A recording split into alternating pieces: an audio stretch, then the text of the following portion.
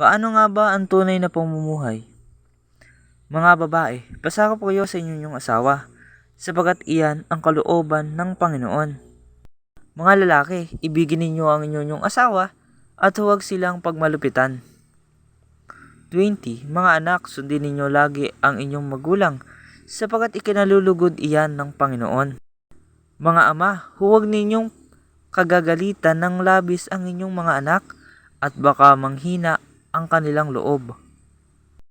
Mga alipin, sundin ninyo sa lahat ang bagay ng inyong Panginoon sa lupa.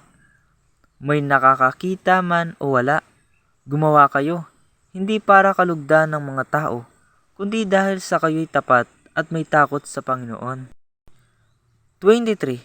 Ano man ang inyong ginagawa, gawin ninyo ng magaan sa kalooban, nawari hindi sa tao kayo naglilingkod, kundi sa Panginoon. Alam naman ninyong gagantimpalaan kayo ng Panginoon. Tanggapin ninyo ang inalaan niya sa kanyang mga anak, sapagat si Kristo ang Panginoong pinaglilingkuran ninyo. Ang makasalanan naman ay sisingilin niya sa kanilang kasalanan, sapagkat ang Diyos ay walang itinatangi. Mga Panginoon, maging mabuti kayo at makatarungan sa inyong mga alipin. Alalahanin ninyong kayo man ay may Panginoon sa langit.